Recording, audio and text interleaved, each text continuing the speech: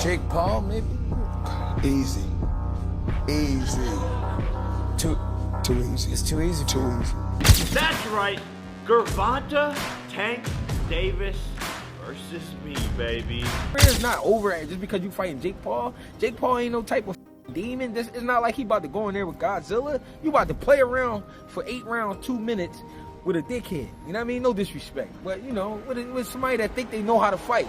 This is a still. Floyd Mayweather has finally broken his silence on the highly hyped bout between Gervonta Tank Davis and Jake Paul. In his first public comments, Mayweather didn't mince words, offering a critical assessment of the clash. He praised Tank Davis's exceptional power and skill, emphasizing that Davis is a formidable force in the ring. Regarding Jake Paul, Mayweather expressed skepticism about Paul's rapid rise in boxing, questioning whether his success is built on genuine skill or the spectacle surrounding his persona. Boxing has gone too far. Jake Paul is taking on Gervonta Tank Davis in an exhibition bout this November. The fight will be taking place in Atlanta between the cruiserweight and the 135-pounder, nearly a 100-pound difference between the two guys. This is absolutely insane. Let me know what you guys think about this in the comments down below. Mayweather Jr. recently spoke out about Jake Paul, making it clear that the YouTuber-turned-boxer cannot truly compete with elite, professional fighters. Mayweather emphasized that while Paul has generated attention and built a fan base, his skills do not match those of real champions who've spent years perfecting their craft. He further pointed out that if Davis has to face Jake Paul, it would have to be a fight purely for money, not credibility. According to Mayweather, such a matchup could risk damaging Tank's boxing legacy, as beating Paul adds nothing to his career, while losing would be disastrous. But Jake Paul, I mean, as of right now, for what he's doing, it's good for what he's doing. But once he fights a real fighter, it's going to be bad. Have you been impressed? But one thing I like about him, one thing I do like about him, he's selling it. He's selling it, and he's making good money, and he's entertaining. I like it.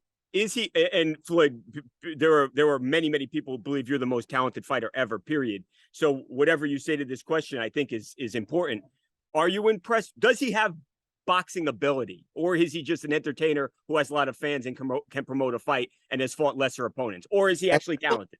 As long as he continues to fight MMA guys and YouTubers, he's gonna continue to look good and shine. But once he fights a real fighter that can really fight, it's not gonna be that good. Boxing insiders are largely dismissing the Paul versus Davis exhibition as a misguided spectacle, not a true contest. British heavyweight Dave Allen labeled it farcical, asserting that Davis could flatten Paul while both proceed in it for the money. Promoter Eddie Hearn echoed the skepticism, suggesting Davis may be more interested in payday than prestige, positing that he's half checked out of boxing and chasing cash over championship glory. If you do fight, what weight would it be at? 195. It would be an exhibition. Okay, so it was going to be an exhibition, not sanctioned, but no restrictions. You can knock each other out and shit like that. It was going to be at a catch weight of 195 pounds, 10 rounds, 3 minutes. I've been trying to figure this out. Why was I a Tank hater for wanting to see Tank go up 5 pounds to get some smoke with like Teofimo Lopez or something? I just wanted to see him go up 5 pounds and fight Teofimo Lopez. And all of you were saying, you want Tank hurt, Showbiz. You a hater. You want him hurt. Then I'm convinced, okay, he's too small, but he can fight Jake at 195? Meanwhile, Dave Allen has been vocal about the coming exhibition match between Paul and Davis, expressing skepticism about its legitimacy. He views the bout as a spectacle rather than a serious contest, highlighting the significant weight disparity. Paul is a cruiserweight, while Davis is a lightweight. Allen believes this mismatch undermines the sport's credibility and detracts from meaningful matchups. He also commented on Moses Itama's progression, suggesting that facing seasoned opponents like Dillian White is essential for Itama to prove himself at the elite level. Allen's insights reflect his commitment to preserving the integrity of boxing. This might be happening in an exhibition. The thing with Jake Paul, I think he's a good area title level fighter, and that's a good level. Like, and you can be proud of it. Do you know what I mean? Like, it's good, but. And the Mike Tyson fight I didn't like. the Chavez fight was just farcical because he's 11 years past his best, up 6 weight divisions. But less of a problem because Chavez wasn't in his 50s.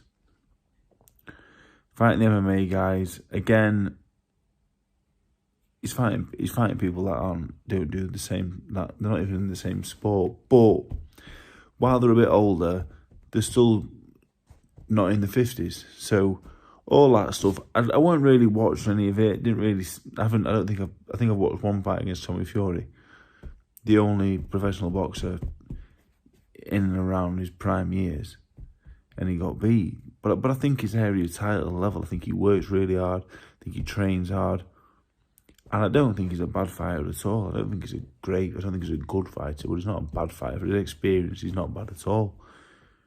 But Gervonta Davis is a lightweight. So, by all means, if they make a few quid and nobody gets hurt, then great. But I certainly wouldn't be paying a penny to watch it. I think it's just absolutely ridiculous, farcical. Who wants to watch an exhibition? Gervonta Davis is in his prime years. Why is he wasting his time? Why is he having a rematch with the fella he got a draw with? Why is he not fighting? Why is he not going up a weight and fighting Lopez and Garcias and them fighters? Why is he fighting Jake Paul in an exhibition? I get the money's great, but he's in the prime years. This is his best year. This is where he can become. Maybe you don't want to be an all-time great. Maybe you don't want to do all that stuff. Boxing writer Keith Idec didn't mince words, calling the narrative of Davis ducking Jake Paul misleading. To frame the Paul fight as Davis dodging Roach would be inaccurate. The Roach rematch is Davis' legitimate mandatory obligation, not some evasion. Idec's point underscored the reality that the focus should remain on honoring existing agreements over sensational crossover bouts. Well, I think as we discuss this, we should use air quotes when we call it a fight, because I don't see how any athletic commission, in this case the Georgia Athletic and Entertainment Commission, could sanction this as a legitimate boxing match. I think it has to be treated as entertainment to some degree, because you can't put someone they're 65 pounds apart in weight for the most part now. If you look at the cruiserweight limit and the lightweight limit, even if Jake Paul somehow got down to, let's just say 180, and I'm not sure that he'd be able to do that at this point because he's fought so high in weight. Let's just say he got down to 180. They're still 45 pounds apart in weight, and that's just not safe. So if this were to be treated as some sort of, even though they're calling it an exhibition, a legitimate athletic event, I don't know how you could do that, because it's just not safe for someone that big and someone that small to fight each other. That's why they have weight classes. And I just don't understand. I do understand that Netflix is into tentpole events, and people will watch this because they're into the spectacle of it all, and it will draw eyeballs. But does anything that anyone pitches that people will watch, does that make it a good idea? Dana White has occasionally praised Jake Paul, particularly for his promotional abilities and contributions to the sport. In 2024, White acknowledged Paul's efforts in promoting fights and engaging audiences, stating that Paul is just trying to get attention and doesn't hate him. White also commended Logan Paul, describing him as brilliant for his role in bringing attention to the sport. Despite their differences, White recognized the Paul brothers' impact on combat sports. Jake said that I snort cocaine, that I'm a cokehead. My rebuttal to that was, I'll tell you what, you can test me for the next 5 years for cocaine if I can test you randomly for performance-enhancing drugs the next 2 years. And I never got a response on that. But other than when me and Jake Paul have gone back and forth with each other, I've never said anything to defame him. And then when he was talking about his fights being fixed, I don't think that people are actually saying that they're predetermined outcomes, that they're fixing the fights, with predetermined outcomes. They're saying, if you're fighting a 60-year-old fucking guy that can barely walk to the fucking ring, right, and almost died 2 months before that, it's almost like a predetermined outcome. That's what they're fucking saying.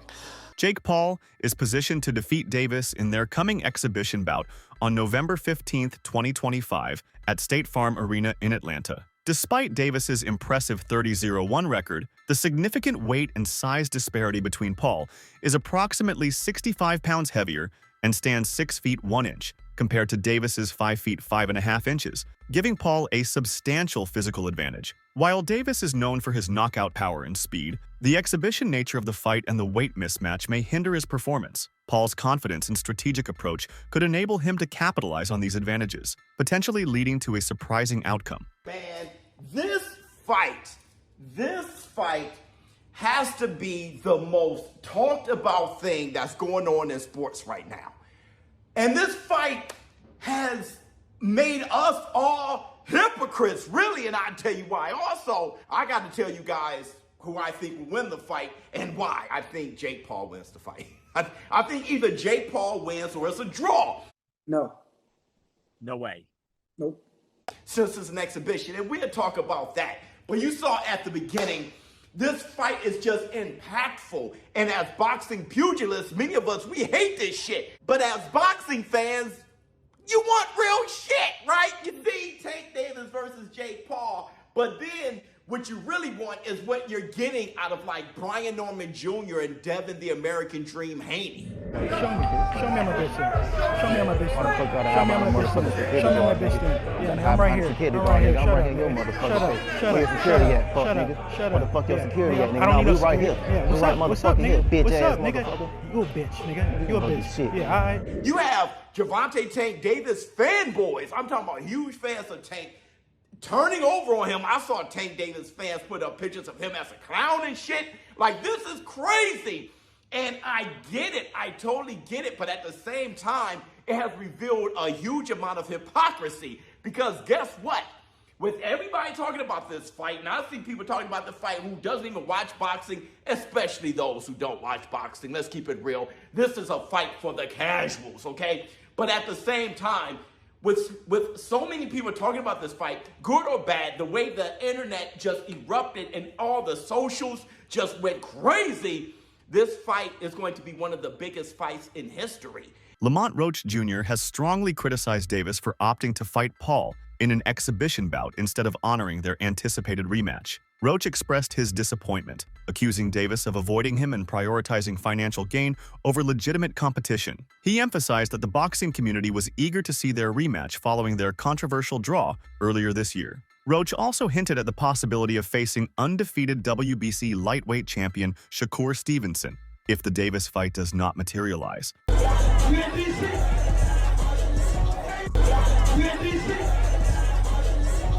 I told y'all from the beginning, man, that I got the skills to pay the bills. I've been telling y'all that. And I'm just glad I got to show it, honestly. I'm glad I got to show it. I appreciate, like I said before, I appreciate True Boxing Media. Some guys that didn't count me out. So that's just how I feel, man. I think I won. And, I can't wait to do it again. I can't wait to dance again. Some prominent commentators have dismissed the Paul Davis matchup as absurd and far removed from serious boxing. Many scoff at the massive size mismatch, nearly 65 pounds and 8 inches, in what feels more like a spectacle than a match. Critics argue the fight lacks legitimacy, accusing it of prioritizing money and attention over competition. They've likened it to professional wrestling, a stunt rather than a sporting event. Despite the hype, most observers remain unconvinced, questioning both the bout's value to boxing and how it detracts from competitive integrity. Boxing Doctor News. Hold on to your seats, boxing fans. The fight we've all been waiting for is finally happening. Jake Paul versus Gervonta Tank Davis this November in Atlanta. But here's the twist. There's a massive weight difference. Paul, a cruiserweight, against Davis, who's never even hit 140 pounds. Is this fair? Is it safe? And get this. We don't even know if it's an exhibition or a sanctioned fight yet. But one thing's for sure, there will be a definitive outcome. So, who's got more to lose? The YouTube sensation or the lightweight champ? And what about those Anthony Joshua rumors? Looks like we'll have to wait till 2026 for that showdown. This is boxing's biggest mismatch or the upset of the century in the making. What do you think? Drop your predictions below. Manny Pacquiao has expressed respect for Jake Paul's boxing abilities. In a recent interview on the Ariel Helwani show, he acknowledged Paul's talent, stating that he has talent. He can fight in a real boxing match, so he can be a boxer. However, Pacquiao emphasized that boxing should prioritize competitive matches over exhibitions, noting that exhibition matches are okay, but not always exhibition. We need to always have an evenly matched fight to entertain the fans. Regarding Paul's WBA cruiserweight ranking, Manny Pacquiao has also challenged Gervonta Davis, saying he has no problem facing Davis if Davis agrees to move up in weight, to 145 or 147 pounds. The legendary Filipino boxer remains open and confident, stressing that the only stumbling block is Davis meeting those terms. They keep talking about Gervonta Davis as a possible fight, man. You like that fight because he's little, like he's your size. I like that. I like that. I mean, I like that, but you know, let's finish first this one because this one is a taller champion like that. So I have a lot of things to do in training camp. Is there ever any possibility that you would go back in the ring and fight someone like a Tank Davis? If he wants, and if he come up to 147, then we can fight. He can't meet you at 140? 145 maybe. What happens? You have a lot of experience, but he's explosive. What would happen in that fight? Oh, that's not a problem for me. I'm an experienced fighter, so. In December 2024, Davis announced his intention to retire from boxing after 2025, citing frustration with the sport's pressures and expressing a desire to step away from the spotlight. However, in a surprising turn, Davis is now scheduled to face Paul in an exhibition bout on November 14, 2025 in Georgia, streamed live on Netflix. This unexpected matchup has raised eyebrows due to the significant size difference between the two fighters, with Paul being a heavyweight and Davis a lightweight. Critics have questioned Davis's commitment to the sport, suggesting that the fight may be more about financial gain than legacy. 25 is at the next year, I'm out of it. After our second fight. You're out of it? Yeah. Care to elaborate on that? Out of the sport. After our second fight. Nah, no, I'm gonna win, bro. Nah, I could tell you my fights. Davis just posted that he would beat the brakes off of you if you guys fight. Yeah, I mean, I'll be down. Let's run it. Like, I'll be super, super down. Gervonta, I don't know if Gervonta needs Jake Paul. Let's be clear, right? Is there a height limit in boxing?